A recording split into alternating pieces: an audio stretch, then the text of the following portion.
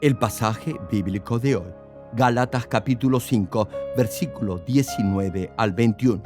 Y manifiestas son las obras de la carne, que son adulterio, fornicación, inmundicia, lascivia, idolatría, hechicerías, enemistades, pleitos, celos, iras, contiendas, disensiones, herejías, envidias, homicidios, borracheras, orgías y cosas semejantes a estas, acerca de las cuales os amonesto, como ya os lo he dicho antes, que los que practican tales cosas no heredarán el reino de Dios.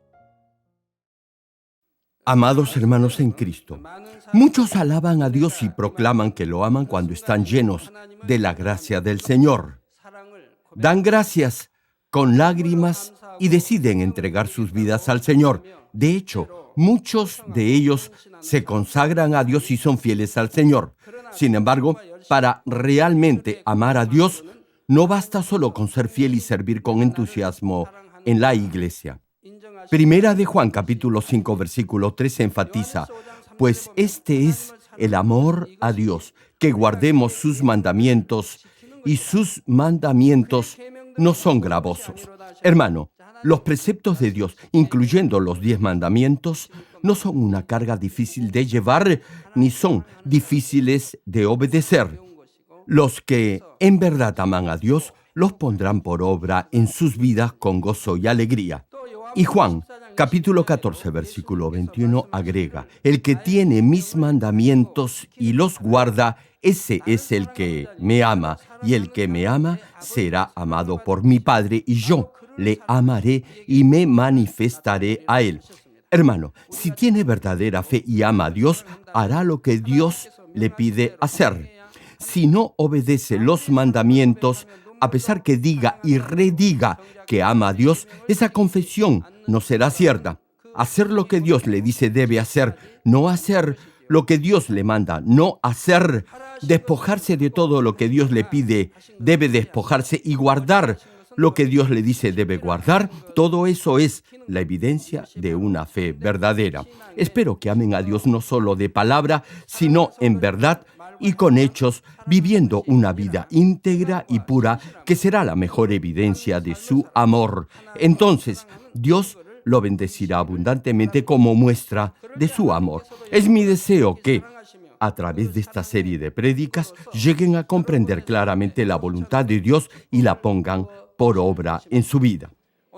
Hermanos en Cristo, hoy vamos a hablar de los celos, los arrebatos de ira, las disensiones y herejías.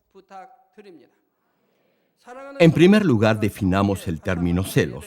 Los celos son una respuesta emocional que surge cuando siente incomodidad o malestar porque piensa que otra persona es mejor que usted, o porque tiene éxito en su vida o goza de mejor posición o estatus que usted. La magnitud o intensidad de ese sentimiento difiere en función de cada persona y de cada circunstancia. Hermano, si siente algo de esto, es que tiene celos. Si esa emoción crece, se convertirá en envidia. Los celos y la envidia los llevarán a dañar o perjudicar a alguien. La ira, que es producto de esa raíz de maldad, causará disensiones, peleas, disputas e incluso el asesinato. Muchas obras de la carne, incluyendo la envidia, se derivan de esta misma raíz, los celos. Hermanos, los celos es un pecado aborrecible y peligroso que mata el espíritu.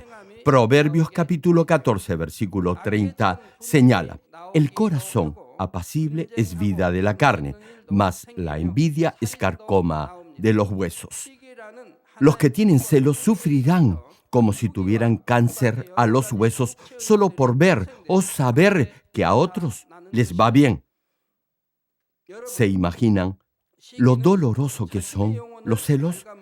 Todos ustedes lo han sentido, ¿verdad? En la Biblia tenemos a Lea y Raquel. Ambas se tenían celos la una de la otra, y a pesar que eran hermanas, le causaron tremendo problema a Jacob, su esposo. Génesis capítulo 30 versículo 1, menciona sobre esto. Y dice, viendo Raquel que no daba hijos a Jacob, tuvo envidia de su hermana y decía a Jacob, dame hijos o si no, me muero. Hermano, Raquel se quejaba con Jacob como si él fuese responsable de su esterilidad. Esta actitud de Raquel afectó posteriormente a sus hijos. Cuando Jacob amó más a José, hijo de Raquel, sus otros 10 hermanos tuvieron celos de él y tramaron un plan para matarlo. Al final, lo vendieron como esclavo a una caravana de ismaelitas que se dirigía a Egipto. No tuvieron compasión de su propio hermano. Y todo esto fue producto de los celos que sentían. En la historia de Corea también ha habido intrigas y asesinatos producto de los celos, en especial durante el periodo de la monarquía. Bueno, como les decía, los hijos de Jacob no tuvieron misericordia de su propio hermano y lo vendieron como esclavo. Y todo eso fue por los celos. Asimismo, el primer asesinato en la historia de la humanidad, cuando Caín mató a su hermano menor Abel, también fue producto de los celos. Primera de Juan, capítulo 3, versículo 15, nos dice, todo aquel que aborrece a su hermano es homicida, y sabéis que ningún homicida tiene vida eterna permanente en él. Hermanos, los celos dan a luz el odio e incluso pueden llevarlo al homicidio. Esto ha sucedido innumerables veces a lo largo de la historia de la humanidad. Si odia a su hermano, escúchelo bien, Dios le dice que no tiene vida eterna. Aunque no haya matado a alguien ni haya cometido algo grave, si al examinar su corazón descubre que todavía le queda alguna raíz de celos, lo insto a extirparla de su ser cuanto antes. Yo, particularmente, tengo muchas cosas por las que debo estar agradecido a Dios. Aún antes de creer en el Señor, nunca sentí celos ni envidia de alguien. Si uno de mis compañeros de clase en el colegio era elogiado por el profesor, yo me alegraba. Jamás envidié algo de otros. Y ahora que creo en Dios y en el Señor, mucho menos. Sin embargo, cuando interactúo con hermanos de la iglesia, me doy cuenta que muchos tienen celos y envidia. En realidad, es difícil hallar a alguien quien no albergue esos sentimientos negativos. Pregunto, ¿por qué le molesta que otros progresen o sean bendecidos? ¿Por qué se incomoda si alguien compra una mejor casa o carro? ¿Por qué siente celos de otros? Hermano, la forma más rápida y sencilla para saber si tiene celos o no es probar si siente alguna incomodidad si a otros les va bien. Quizá le moleste que tal o cual persona, a pesar que se comporta mal o tiene mal carácter, progrese en su vida y los demás lo aprecian. Más aún, tal vez incluso llegue a odiarla o guardarle rencor y desee tener lo que tiene, sea aprecio, cargo o título, deseando que algo malo le suceda. Asimismo, comparar la dicha y felicidad de otro con su actual situación también lo llevará a tener celos y además lo deprimirá al ver que otro es más reconocido que usted. Y se preguntará, ¿por qué no se siente bien? ¿Qué ha hecho de malo para estar así? Esos sentimientos lo llevarán al desánimo y al desaliento. Esto se da con mayor frecuencia cuando se compara con otros que tienen su misma edad o los mismos años de creyentes o que sirven en el mismo ministerio. Si no tiene celos y otros son apreciados y considerados, eso lo alegrará tanto como si usted mismo fuese el reconocido. Si elogio al hijo de un hermano de la iglesia, pregunto, ¿acaso eso lo incomodaría? o se molestaría porque piensa que su hijo es mejor que el niño que he encomiado. No debería sentirse mal. Ahora bien, si su hijo ha hecho algo bueno y es ponderado por ello, pues alégrese como buen padre por tener un buen hijo. Como ama a su hijo, si otros lo elogian, debería regocijarse y estar agradecido a Dios por su hijo. Dios le dice que debe amar a su prójimo como a sí mismo. Si hace esto, no habrá razón alguna para que critique y tenga celos de otro hermano o hermana. Si tiene un corazón de espíritu, estará agradecido por todo y a todos, no solo si se trata de su familia o hijos. Igualmente, en un grupo, célula o asociación, si alguien de menor cargo que usted es reconocido por otros y es elegido como líder, deberá estar agradecido y dispuesto a colaborar con él. Esto ya ha sucedido en esta iglesia en anteriores elecciones en las diferentes asociaciones de hermanos. Si antes usted era presidente o líder de un grupo de hermanos y ahora es vicepresidente o secretario, acepte esa decisión y ese puesto como una oportunidad de bendición. Dios le está dando una nueva oportunidad. Quizá creía que estaba haciendo una buena labor como líder. No obstante, ahora, al ocupar ese nuevo puesto como asistente o secretario, podrá examinar el comportamiento y la forma de ser que tuvo cuando era líder. Y si es honesto consigo mismo, podrá ver las cosas buenas que está haciendo ahora quien está a cargo del departamento o asociación. Así podrá examinar su corazón y ver si durante su gestión servía a los demás o simplemente quería que lo sirvieran. Ahora que ya no es líder, deberá servir a quien es líder. La pregunta es, ¿lo está haciendo de todo corazón o no? Tal vez, como ya no es líder, se sienta menospreciado o incluso desanimado por ocupar un cargo de menor jerarquía. Reitero, es una magnífica oportunidad para examinar su carácter y ensanchar su corazón. Quizá así se dé cuenta que no trató bien a los demás y que, por eso, Dios lo ha puesto en un cargo inferior para que aprenda a servir y no a ser servido. De esa manera, la próxima vez que Dios lo promueva a otro cargo opuesto, sabrá que ser líder no se limita solo a dar órdenes, sino a dar el ejemplo a los demás, y estará agradecido por ello. A través de esa situación habrá ensanchado su corazón y llegará a ser un vaso de honra para Dios. Es lo mismo si administra una tienda o bodega. Si la tienda de su competidor vende más que la suya, no debería desanimarse ni deprimirse pensando que la otra tienda le está quitando clientes. Más bien, debería alegrarse de corazón porque a su competidor le va bien. Y, al mismo tiempo, deberá orar para que Dios también lo bendiga a usted.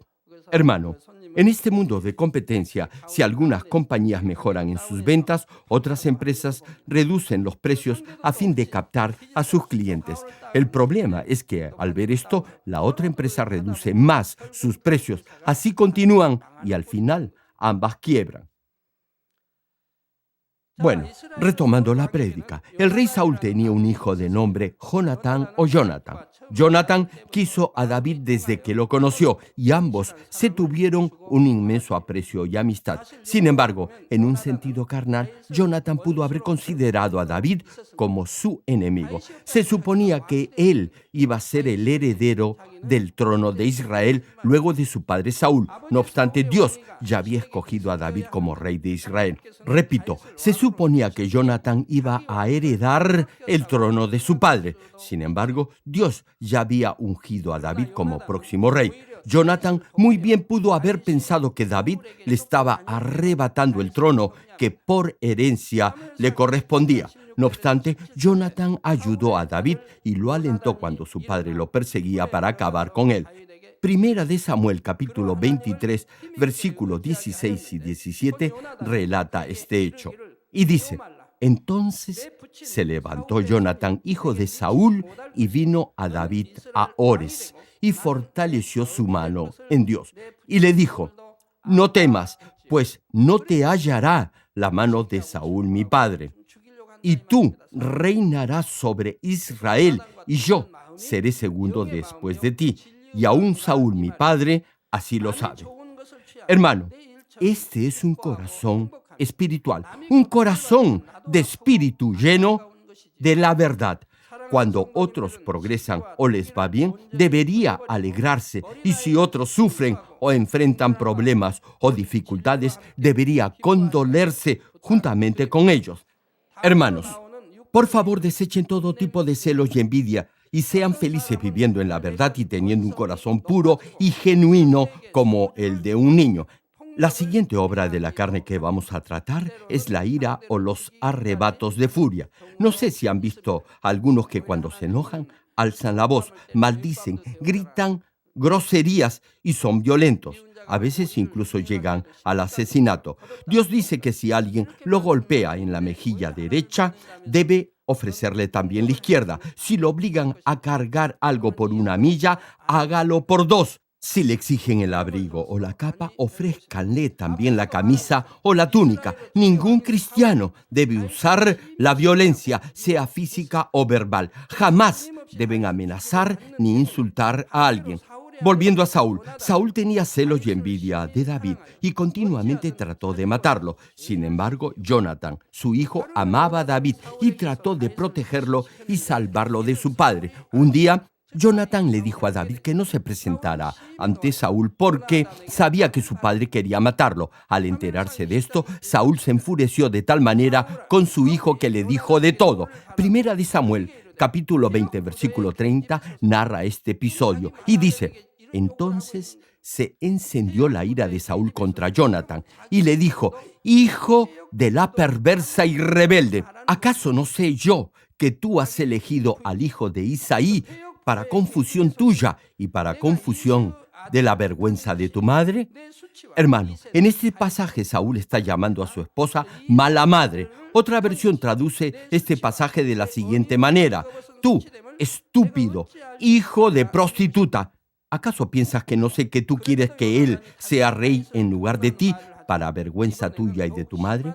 Aún así, Jonatán habló a favor de David y Saúl, en un arranque de ira, le arrojó una lanza para matarlo. Saúl insultó a su propia esposa y a su hijo, a quien incluso trató de matar. Solo por eso podrá inferir que Saúl no podía ser salvo.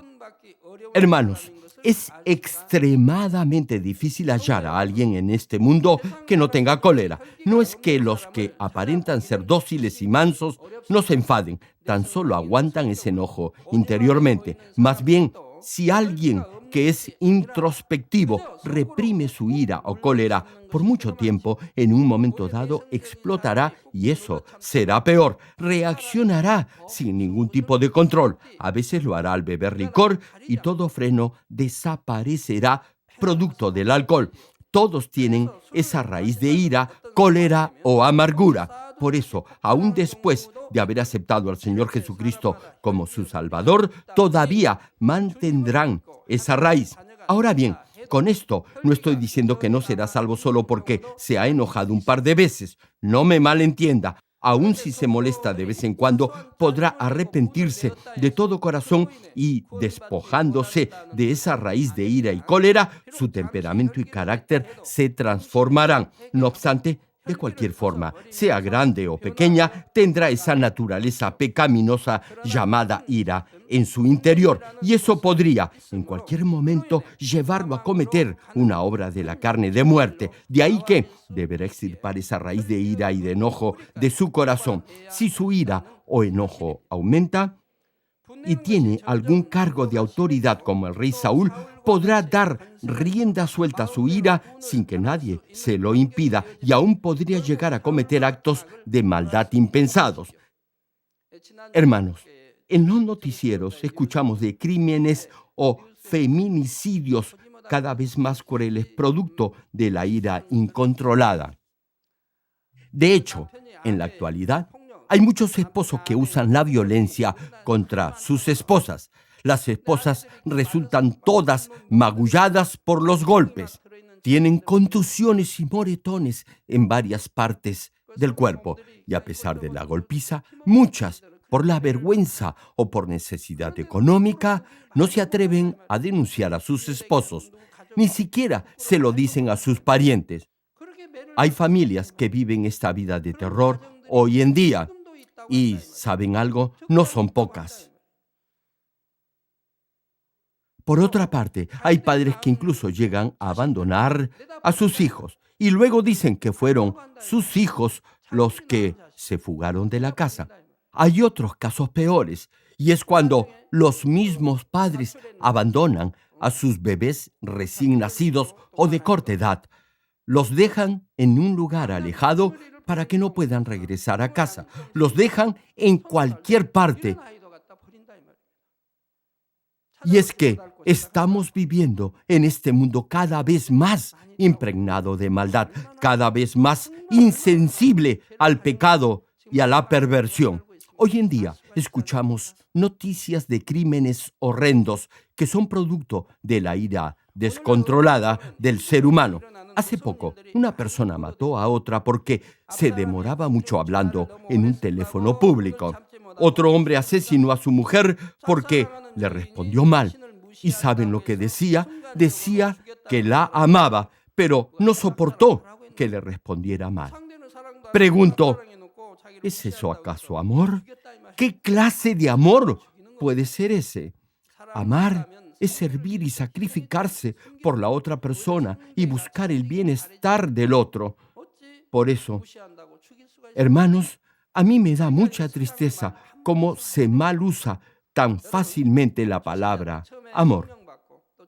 Cuando uno es nuevo creyente y recibe por primera vez el Espíritu Santo y Dios lo sana o hace algún milagro en su vida, dice y redice que ama a Dios y al Señor. He visto eso muchas veces luego de cultos de sanidad. Muchos a quienes Dios ha sanado de alguna grave enfermedad se me acercaban y decían que amaban a Dios y al Señor y que le serían fieles toda su vida. A veces ese entusiasmo duraba unos cuantos meses. No obstante, luego de un par de años ya no los veía en la iglesia. Como habían recibido la gracia de la sanidad de Dios, estaban agradecidos. Sin embargo, poco después cambiaron, volvieron a sus hábitos del pasado y se alejaron de Dios. Hace poco leí un artículo. Se trataba de dos hermanos huérfanos desde muy temprana edad. El mayor había enviado al menor al colegio y lo había apoyado económicamente hasta que se casó. Eran muy buenos hermanos. No obstante, un día discutieron y el menor insultó a su hermano mayor. El mayor perdió el control por un instante y golpeó a su hermano menor hasta matarlo. Inmediatamente se dio cuenta de lo que había hecho y se arrepintió. Sin embargo, ya era demasiado tarde. Hay muchos que han cometido actos de violencia que creían no podían ser capaces de cometer. En películas se ven esta clase de escenas de violencia extrema, asesinatos y peleas a muerte. Y en muchos casos, el que ha asesinado dice que fue producto de un arranque de ira y que por eso apuñaló o le disparó a otra persona y la mató. Luego, al ver el cadáver, se lamentan inmediatamente y se dan cuenta que en realidad han asesinado a alguien. La mayoría se afligen y conduelen. Si hubieran planeado un crimen, no se lamentarían. Sin embargo, como lo han hecho sin pensar, llevados por un arrebato de ira, se conmueven. Los que tienen algo de conciencia se entregarán a las autoridades. No obstante, los malvados seguirán acumulando maldad tras maldad. Intentarán hacer desaparecer el cuerpo de la víctima, sea cortándolo en pedazos, arrojándolo al mar o a un río o enterrándolo en un pasaje desolado. Por eso, hermanos, les ruego, desechen toda raíz de ira y de amargura, por pequeña que sea. Hermano, siempre habrá una excusa para enojarse. Y si no la tiene, la inventará. Dirá que alguien lo molestó o lo insultó. Sin embargo, debe entender que usted se enfada no porque otros lo incomodan, sino porque tiene esa raíz de odio y de ira en su interior. Los que no tienen esa maldad en su corazón y son tranquilos, no se molestarán incluso si otros los provocan. Les pido, por favor, que se despojen de toda raíz de ira, cólera y amargura y sean humildes. Sean afables y apacibles. Así estarán en paz con todos en todo tipo de situación. Sin embargo, en este punto, permítanme aclarar algo. Hay una gran diferencia entre una justa indignación y la cólera o ira que es producto de la carne. El Señor Jesús en una ocasión reprendió severa y duramente a los fariseos y los llamó serpientes, hijos de víboras. ¿Creen que escaparán del juicio del infierno? Y en otra oportunidad tiró las mesas de los cambistas en el templo. Al leer la Biblia podrá ver lo hipócritas que eran los escribas y fariseos. Se suponía que ellos amaban a Dios y obedecían en forma perfecta su ley. No obstante, nuestro Señor los llamó hipócritas, mentirosos y malvados, y les dijo que no escaparían del fuego del infierno. En otra ocasión, repito, el Señor volcó las mesas de los cambistas en el templo. Claro, no era en el lugar santísimo. Nadie, únicamente el sumo sacerdote, podía entrar en ese lugar. Por eso, los cambistas y los que vendían palomas expendían sus artículos en el patio del templo. Ahora bien, todo lo que se encontraba dentro del terreno o campus del templo era considerado como si estuviera dentro del templo. Y los cambistas y los que vendían palomas estaban en el patio. Y ese patio se encontraba dentro del perímetro del templo. El templo en Israel es un espacio o área bastante amplia que puede albergar cerca de 1.000.000 de personas. En el patio se vendían palomas, ovejas y reses que se presentaban como ofrenda a Dios. Sin embargo, a pesar que eran para Dios, el Señor se indignó.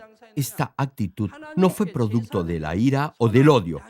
Hermano, debe claramente diferenciar esto. Siempre he enfatizado que jamás deben enojarse en la iglesia. Si lo hacen, si se pelean y discuten dentro de la iglesia, se olvidarán de la gracia que han recibido de Dios. Perderán la fe y, al final, se irán de la iglesia. He visto esto muchas veces. Y es porque si se enfadan o se enojan en el santuario, que es un lugar santo, es lo mismo que despreciar a Dios. Nunca deben cometer pecado alguno dentro del santuario de Dios. Jamás deben cometer ninguna obra de la carne en la iglesia. En la iglesia se usan varias computadoras. Ahora bien, si, aprovechando que nadie lo ve, ve pornografía o algún programa prohibido, Dios no lo perdonará. Claro está, no debería haber esas clases de programas nocivos en ninguna parte, pero mucho menos en la iglesia. Hermano, si en la iglesia hace algo que Dios aborrece, Dios no lo perdonará. Es un insulto grave para Dios y eso no será perdonado. Nunca deberá cometer esta clase de pecado. No obstante, si ya lo ha hecho, pues arrepiéntase una y otra vez, con lágrimas y llanto, en forma completa, y pida perdón, implore perdón, a fin que Dios tenga compasión de usted. Si ama a Dios con pasión, si se esfuerza por alcanzar la santidad y cambia, quizá Dios lo perdone.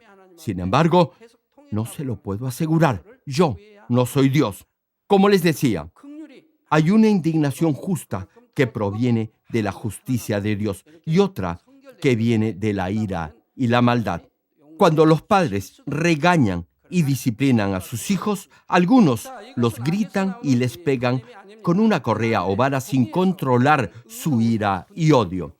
Esa forma de disciplina es producto de la ira y no es correcta ante Dios. Sin embargo, los padres pueden y deben ser estrictos y severos en ocasiones y reprender a sus hijos a pesar del amor que sientan por ellos. Esto más bien servirá para que no se pierdan en la vida.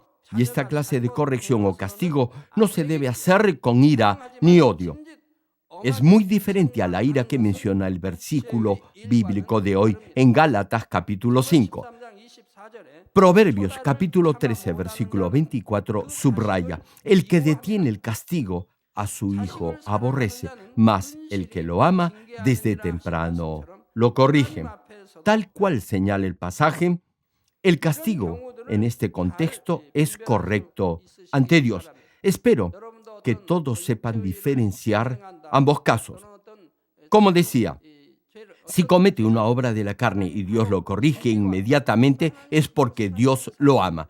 No se olvide que Dios, al que ama, disciplina. No obstante, si comete un pecado de muerte y Dios no lo corrige, es que no es hijo de Dios. Si no me cree, lea la carta a los Hebreos. Será hijo del diablo y Dios lo abandonará. Ya no habrá razón alguna para que Dios lo castigue. Este es el caso de aquellos que pecan voluntariamente una y otra vez. Pecan sabiendo que lo que hacen es pecado. Por eso, Dios no los considera hijos. La siguiente obra de la carne es las disensiones y herejías. Herejía puede también ser calificada como faccionismo. Disensión es cuando alguien quien se supone forma parte de un grupo se aparta de dicho grupo y forma otro solo porque no le agradan las decisiones del grupo mayoritario. Desde luego, esta suerte de divisionismo no se da solo porque un grupo de personas se lleven mejor o tengan una mejor relación entre ellos que con otros. Es hasta cierto punto natural que tenga más confianza con alguien que piense como usted o con alguien con quien tenga una mejor química, es decir, amistad. Sin embargo, los que provocan disensiones apartan intencionalmente a los que no opinan como ellos o no comparten sus métodos para alcanzar cierto objetivo o meta. Por eso se le considera una obra de la carne. Forman estas camarillas buscando su propio beneficio y atacan o calumnian a otros. Critican, juzgan y condenan a los demás. Al final, fomentarán un ambiente de odio, desconfianza y resentimiento generalizado, lo cual provocará discusiones, peleas y disputas, tal cual señala Proverbios capítulo 18, versículo 1, que dice: su deseo busca el que se desvía y se entremete en todo negocio. Los que promueven estas disensiones van tras su propia conveniencia y se oponen a la verdad. Hermano, en la Biblia podemos leer que Absalón, el hijo de David, incentivó la disensión y la división entre el pueblo buscando su propio beneficio. Desde el instante en que Absalón se decidió a conspirar para tomar el trono de su padre, comenzó a robar el cariño del pueblo hacia el rey, influyendo en su mente y pensamientos. Alejó al pueblo de David, arguyendo que el rey no se preocupaba por su bienestar. Hizo que pensaran que solo él comprendía su situación y podía resolver sus problemas. De esa manera se ganó el corazón de gran parte del pueblo y logró que muchos se adhirieran a la rebelión. Hermanos, Absalón conspiró contra el rey, fomentó la disensión del pueblo y él mismo se separó de su padre. Sin embargo, no obtuvo lo que tanto deseaba. Parecía que al principio la rebelión iba bien. No obstante, su final fue trágico y desastroso. Como Dios no estaba con él, a pesar de haber planeado toda la intriga de manera casi perfecta, no logró lo que tanto ambicionaba. Hoy en día, en las iglesias se dan con mucha frecuencia divisiones y disensiones, y todos dicen que se dan en el nombre del Señor. Hermanos, la cabeza de esta iglesia y de todas las iglesias cristianas es el Señor Jesucristo, nadie más. Y cada iglesia tiene un pastor o ministro quien ministra y administra la iglesia. Ahora bien, el problema se presenta cuando alguien que piensa diferente al pastor forma un grupo que da origen a lo que se llama una sinagoga de Satanás.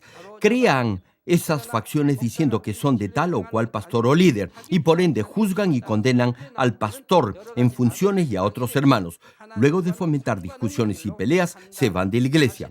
Hermanos, si el pastor está guiando la iglesia de forma equivocada, desde luego hay que decírselo y corregirlo. Sin embargo, si a pesar que el pastor está guiando bien la iglesia, un grupo se separa de la congregación, estarán cometiendo un grave pecado y Dios los juzgará por ello.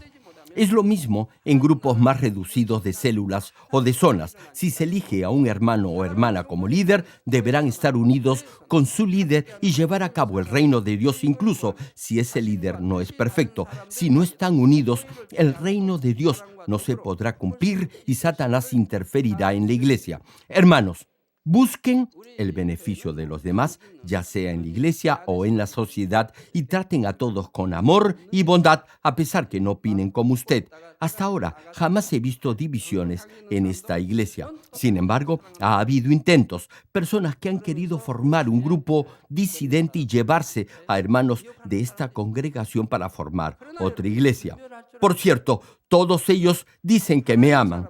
No obstante, deberás saber identificar a esos falsos hermanos de los verdaderos siervos de Dios. Los siervos de Dios siempre obedecen, no quebrantan el orden. Dios es un Dios de orden. El desorden no es de Dios. Si hay desobediencia, aunque digan que me aman, estarán mintiendo.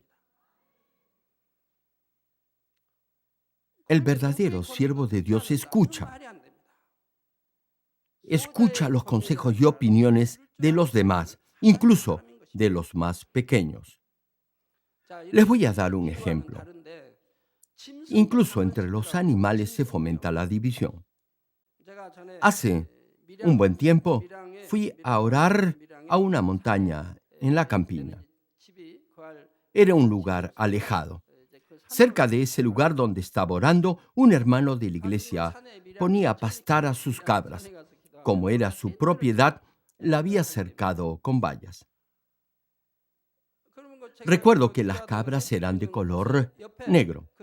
El hermano no les daba alimento, tan solo pastaban en el campo. Sin embargo, pude ver que algunas cabras querían salirse del grupo principal. Una de ellas era bastante fuerte, pero no lo suficiente como para derrotar al líder. Así que lo que hacía era atraer a otras cabras a su lado y las guiaba a otro lugar en época de primavera. No se quedaban en el valle dentro de la cerca donde estaba el resto de la manada, sino salían del vallado e iban a otro paraje en la montaña. No obstante, luego que pasaba la primavera y llegaba el invierno, retornaban al valle debido al frío. Sin embargo, cuando llegaba nuevamente la primavera, volvían a irse. Debido a eso, este hermano me dijo que ya no consideraba a esas cabras como suyas y les había dicho a sus vecinos que si las encontraban podían quedarse con ellas. Repito, ya no las consideraba suyas. Según él, lo habían traicionado y ya no le importaba si las pudieran vender o quedarse con ellas. Como no obedecían su voz, no le interesaba lo que les pudiera pasar. Bueno, en realidad nadie se llevó esas cabras. Más bien, siguieron pastando en la montaña. Pero lo interesante de este ejemplo es que unas cabras salieron del vallado debido a que la cerca no era lo suficientemente fuerte ni estaba bien profunda. Por eso se perdieron. Dentro del vallado estaban seguras, estaban en su hábitat que les era familiar. Fuera del cerco estaban perdidas y algunas no podían volver. Como no encontraban el camino de retorno, algunas comenzaron a balar, esto es, a dar de balidos. En ese momento, el líder del rebaño reconoció ese balido. La cabra líder salía y guiaba las perdidas de vuelta dentro del vallado. Por eso, valga la anécdota, es necesario que en la congregación haya buenos líderes a fin de proteger el rebaño. He visto esta tendencia al divisionismo o separación aún entre los animales. Bueno, con esto concluyo. Un criminal sentenciado a pena de muerte pidió ver a su madre como último deseo. Cuando la madre vino a verlo, el criminal no le pidió perdón ni tampoco la consoló porque iba a morir. Más bien le habló con rencor y resentimiento. Le reprochó porque no lo había corregido siendo aún pequeño cuando robaba los juguetes de sus amigos. Le preguntó a su madre una y otra vez por qué lo había dejado crecer, robando y haciendo lo malo. Como no se le había corregido siendo niño, al final se convirtió en un feroz criminal. Estas fueron las últimas palabras de un condenado a muerte. Sí, hermanos, el mal orientado amor de la madre, mejor dicho, el engreimiento de la mamá, quien no supo corregir a su hijo, al final lo condujo a la muerte. Lo mismo sucede a nivel espiritual. No es fácil para un pastor señalar los pecados a los hermanos. Si lo hace, sí exhorta a la congregación a despojarse de la maldad y del pecado. Algunos se sentirán ofendidos y otros dirán que el pastor parece un dictador. Sin embargo, enfatizar la pecaminosidad del pecado y mostrar la manera para despojarse de toda forma de maldad es el verdadero propósito de la iglesia. Esto es guiar a la congregación por el camino de la verdadera salvación. Si la iglesia no cumple con este propósito, muchos serán condenados el día del juicio final creyendo que son salvos, pero en realidad no lo serán. Dios severamente reprendió el pecado de sus profetas y siervos en el Antiguo Testamento. Igualmente, el Señor Jesús duramente señaló el pecado a sus discípulos. Incluso Juan el Bautista hizo lo mismo. Hay muchos creyentes en el mundo entero que dicen tener fe. No obstante, sus conciencias están entumecidas e insensibles por el pecado. Y no saben lo que es tener verdadera fe porque viven en un mundo espiritualmente oscuro. Hermanos, si la Iglesia de Cristo no señala y advierte la pecaminosidad del pecado, sino que más bien es permisiva y tolera la forma mundana de vivir dentro de la congregación con su moda, música y diversiones, muchos recibirán, tal como los incrédulos, el juicio de condenación el día final. Tal como señala Efesios capítulo 5, versículo 13, que dice: «Mas todas las cosas, cuando son puestas en evidencia por la luz, son hechas manifiestas, porque la luz es lo que manifiesta todo». La iglesia debe advertir del pecado a sus miembros a fin que puedan arrepentirse y vivir en la luz y santidad del Evangelio, a pesar que al principio les pueda resultar difícil y hasta doloroso. Este es el verdadero amor, el amor espiritual que guía a las almas al reino de los cielos. Hermanos, no se sientan tristes ni decaídos si al escuchar este mensaje se han percatado de alguna maldad, mal hábito, adicción o pecado en su corazón. Más bien, den gracias a Dios porque así podrán desechar esa maldad rápidamente de su ser. Oro en el nombre de nuestro Señor Jesucristo para que crezcan espiritualmente y alcancen la medida perfecta de fe y así lleguen a ser verdaderos hijos de Dios que vivan en la luz y en el amor del Padre.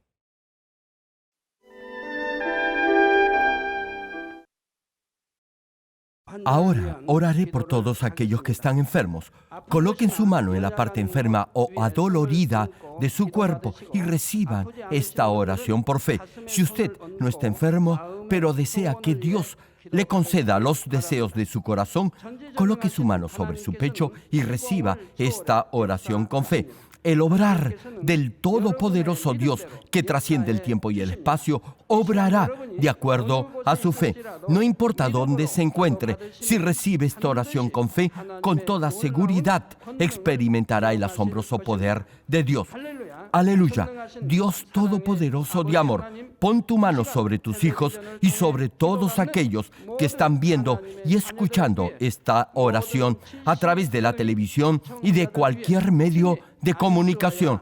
Extiende tu mano y manifiesta tu poder y tu obrar que trasciende el tiempo y el espacio en todo aquel que está recibiendo esta oración por fe en cualquier parte del mundo. Da a cada uno de ellos la fe necesaria para que puedan creer y se despojen de todo pensamiento negativo y toda duda.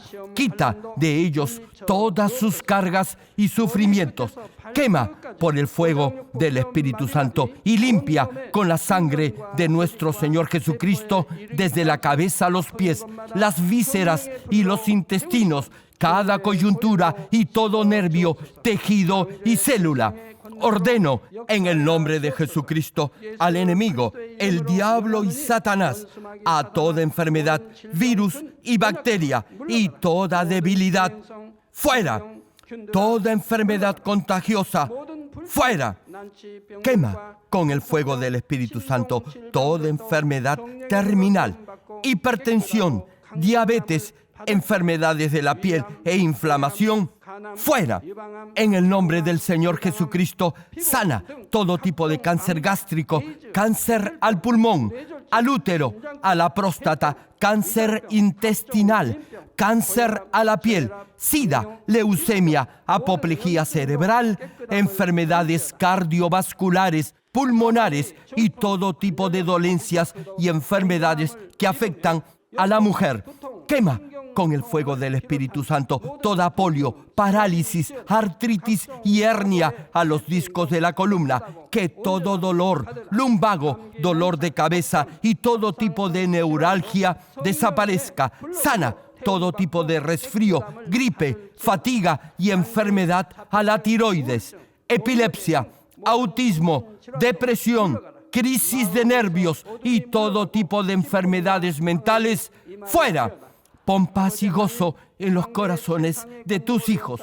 Padre, te pido en el nombre del Señor Jesucristo que fortalezcas toda parte del cuerpo que esté débil, que los paralíticos, tullidos y cojos caminen, que los que tienen la vista nublada se les aclare, que los que tienen problemas para oír puedan oír bien, que los ciegos puedan ver, los sordos puedan oír y los mudos empiecen a hablar.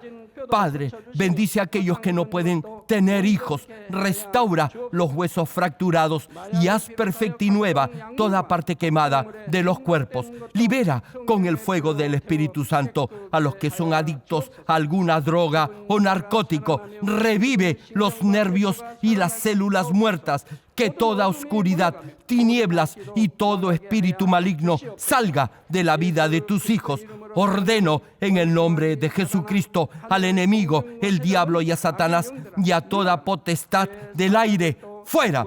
Todo poder de las tinieblas, espíritus malignos, espíritus perversos, deshonestos, espíritus engañadores, astutos, espíritus de división, fuera. Que toda cadena de injusticia y toda atadura se rompa. Que la luz de tu Espíritu resplandezca en sus vidas. Dios Padre, fortalece sus espíritus y sus cuerpos.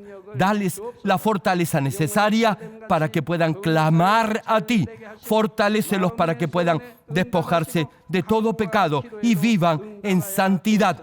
Que sus almas prosperen y que todo en sus vidas les vaya bien. Responde a los deseos de su corazón, a su clamor y a sus oraciones. Auméntales la fe, la esperanza y el amor, y que sus familias también puedan oír y creer en las buenas nuevas del Evangelio. Protégelos de todo accidente y desastre y bendícelos para que lleven una vida próspera y sin inconvenientes.